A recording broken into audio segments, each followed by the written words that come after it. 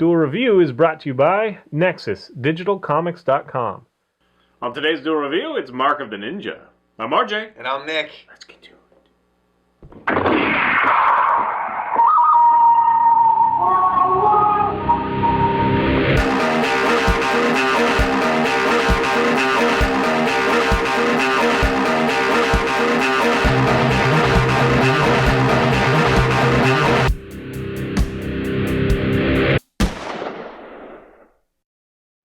Hey everybody, welcome to Tuesday the 25th of September. We are doing Mark of the Ninja. That's right. It's the latest from Klee Entertainment. They're the ones that did Shank 1 and 2. I think there's two games. Yeah. That was received okay. You know, it had a beautiful art style that is reminiscent, everybody says, of like the animated Batman, which, you know, chiseled features in the face definitely have similarity. Especially, you know, that old dude looks totally like Ra's al Ghul. Anyway, so this is carrying on in that tradition of art, but it is a completely different game. Much more of a stealth approach in this game. That's what this game is for. Shank was more of a, you know, bloody, gory romp kind of thing. This one definitely you need to take your time. And okay, so we're going to start talking about all of these other stealth games. Okay, Splinter Cell and you know, Metal Gear, Tenchu, yes. Thief, Deadly Shadows. Yes. I love all those games. Although, you know, Tenchu never has had one that was like a brilliant game. But it's always been fun for me, anyway. Some people get really frustrated with that stuff. And Splinter Cell, likewise. I love Splinter Cell. I can really get into it. I am the kind of guy that can do the same thing over and over and over, you know, and figure out the way to do things. I found myself strangely impatient with this one. I don't know if it's a 2D nature or what, but it was just like, But it is a lot of fun. It is a game that people enjoy because when you make a mistake, you're pretty much right where you died, and you just have to kind of start over the little sequence again. So as opposed to like Metal Gear Solid and Splinter Cell, which had huge penalties for dying, you'd have to like climb through the vent again, and then take care of that one lone guy, and then walk, you know, a whole 30 seconds in this direction, and then find the camera that you have to evade, and then if you die, you have to start all over again. This one kind of plops you right back into that last sequence. Right. And you get a myriad of different tools. It is kind of a 2D platformer, and you get a myriad of tools, smoke bombs, and spike mines, and you've always got kind of unlimited daggers that you can throw at lights and, you know, extinguish them and trick the guards, you know, scare the guards. That was my most joyful moments, was throwing a dead body at a guard. And they're like, what's going on? And they start shooting the body, so that's fun. But I guess it's just that question of, you're not a huge stealth guy. You enjoy some, but not like Splinter Cell and... Yeah, no, I think because you've asked me this, and I think Splinter Cell was the only one that I really didn't care for. I mean, I like Metal Gear Solid, I like Thief, I like Tenchu. You know, just I never got. Did you like Tenchu? A lot of people also don't like that one. I did. Well, some of them I like some of them. Yeah. I think there was 3 Tenchu games. Right? Okay. Well, how did you feel about Mark of the Ninja? I like it. I could do it. I mean, granted, I could die 100,000 times, but I still think it holds up. I had a lot of fun, especially this one stupid part that I just kept on dying at. You know, just like timing everything. It was less fun for me because getting the characters to move to where you want them so that you can slip past them and then sneak up behind them and kill them. I don't know. And I was trying to kill everyone, you know, as opposed to sometimes I'll play it where I try not to kill anyone, and then sometimes I'll play it where like everyone dies. So this time I was trying to kill everyone. Yeah, I think it's really geared towards. I mean, that's how you get the most out of the game, because you could slip through the levels really quickly, at least in the first level. Right. The end, you get like motion detectors and all that stuff, and that's a little bit more difficult or halfway through. I don't know. I think that some of the mechanics, like the sticking to walls, gets pretty aggravating. Okay. Just because you're in tight corridors, and if you jump, you're likely to just stick to the wall, even though you just want to jump down. So it takes a little getting used to. Yeah. But you do have like the grapple that you can jump back and forth. But you know, this game is pretty highly rated right now, and so I was expecting, you know, pure joy, and I got some of that.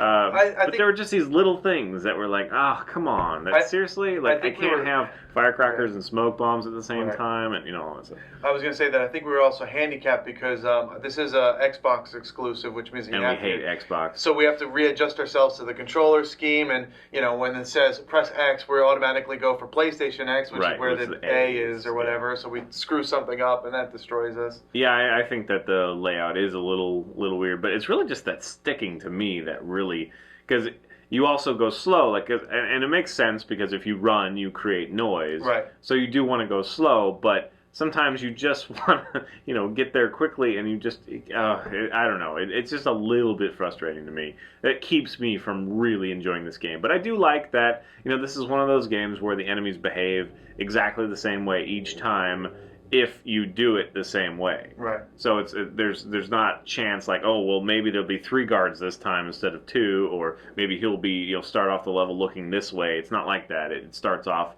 and that's kind of fun because it makes it a mental puzzle, it's a mind thing where you're trying to figure out how to do this. You get that guy, and I said this in a couple of different reviews, and I love games where you're like, okay, I wait, I get that guy, and then I can jump down here, and then I can trick that guy into going over here, which makes me, available to kill these 2 guys, and then I can swiftly come back until, whatever. Right. That's exactly what it's like. You have, you alert them. A lot of the game is alerting guards and getting their attention distracted, and then you can, pick off or do something else to set up when they come back. You can kill them and all that. And there's definitely plenty of grates and things that you can slip through and kind of reset if you get spotted or something like that. Right. What's interesting is that they shoot through the grates though. So if they get close enough to you, or if they spotted you, yeah. Because if they've just noticed you, you can hide behind a grate. But if they have definitely seen you, and the dogs are, the dogs. Yeah, those are rough. The motion detectors are my personal bane. Just hate the dogs. That's me. I like the dogs, but he didn't realize that you can kill the dogs. No, I didn't. You have basically a time limit. You can rush in and kill the dogs. Right. Anyway, so yeah, I mean, it is a pretty novel, a new idea that's a lot of fun. Maybe not new, but in the way that it's been presented, I don't remember any 2D, stealth games like this. No, I mean... Not like this, not a platformer like this. Yeah. And it is a lot of fun. It's fun that it's a ninja, and they've got some pretty good cutscenes. One of the first thing out of my mouth when we were starting the game is, boy, I just want to watch the animated of this. Right. I just want to watch a show that is this. It has to do with, the guy, he has these special tattoos, or these special ink, and it kind of slowly consumes him. Yeah, kind of thing, but it makes him stronger and whatnot. I think it's a great game. I think that it's one of those things that I wouldn't say that it's steep because it's only $15 and it feels like a pretty hefty game, but it's fairly short. So that makes me, I reserve a little bit. Right, and once you get past it the first time, I'm thinking it won't be as... Oh yeah, but I think, you'll probably want to go back and start from the beginning again and clean out everybody. Like, make sure you got everybody. Because at the end, we have a whole bunch of X's, but every once in a while, we'd have, like, a dog and then a guard, where were they? Yeah, I didn't see those. I missed a room. And there are collectibles. It is cool that you can upgrade. There's a lot of upgrades and things that you can unlock. Right. So my frustration at the beginning of the game and kind of getting used to it and not feeling like I had much to do was really because they just hadn't given you the stuff yet. Right, the upgrades, you can't grapple down from the something or other and kill while you do that. Kill from grates and kill from doors. And later that becomes pretty important because you're surrounded by a lot more enemies. At the beginning it's just kind of like 1, 2 enemies, and just sticking to walls, not being able to get to where I wanted to get was just kind of frustrating. But which I was surprised because everybody seems to love this, and I do love it. I enjoyed it. I enjoyed it just fine. Yeah. But at first, it just took me a little bit getting used to it. We'll see what comes next. I mean, they did a second Shank, so maybe they'll have some more, downloadable content or something. Spots. But yeah, if you're, if you have XBLA or Xbox and you want to check it out, there's a demo available. It doesn't give you enough, but it might sell you on it. Yep. And for 1,200. Freaking points. $15. Yeah, I don't know why they do the points, but yeah, for $15. Yeah, and I don't know why they do the points not like that, but I guess it translates more to worldwide currencies or something. I don't know. It's just so maddening. It's like, oh, 12. I'm thinking, oh, it must be like $10 or $12. It's like, no, it's 15. Like, what? You mean one Microsoft point is more than $1? What? Yeah, I think so. It's like, or less than $1. well, 10 cents or whatever. Yeah. Anyway, whatever. All right, guys, that's it. Check it out. Let us know what you think. If there's any downloadables that we've missed, please let us know. We're going to be taking a look at Dust and Illusion Tale. Soon enough, yes. That one looks like a lot of fun. I played it a little bit, but yeah. The exclusive stuff, that kind of sucks, whether it's PSN or XBLA, but right. Yeah, what are you going to do?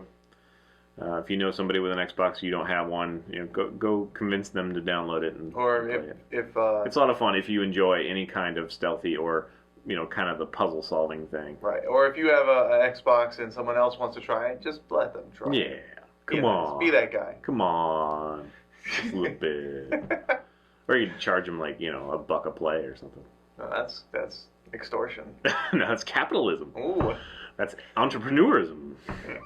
Entrepreneurial spirit. All right, guys. Subscribe on our YouTube channel, do a review, and watch all the great playlists. Game Lab's been a lot of fun. Moonflower and Foe Over are great. Thank you, and please leave comments. We love comments, and you can help support us and our new digs by buying our wares at SpiderWolf.com. Yes, please. T-shirts, card games, prints, short stories, and more. All right, guys. See you next week. What? No shutout. Look, two of them didn't shoot. I was worried there. Next up, how beer saved the world. My hands are so wet. Hear that, world? His hands are still wet. After years. Okay.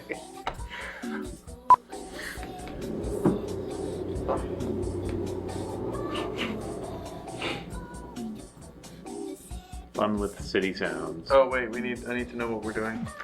On today's Duel Review, I forgot. Mark of the Ninja. Mark of the Ninja. On today's Duel Review, it's Mark of the Ninja. I'm RJ. And I'm Nick. More kung fu-y, but whatever. Yes, it is. All right, one more time. On today's Duel Review, it's Spot of the Samurai. I'm RJ. What? That's a good too. Spot of the Samurai. Mark of the Ninja. I got Spot you. of the Samurai. Yeah. Okay. Smudge of the something. Smudge of the cage fighter? I don't know.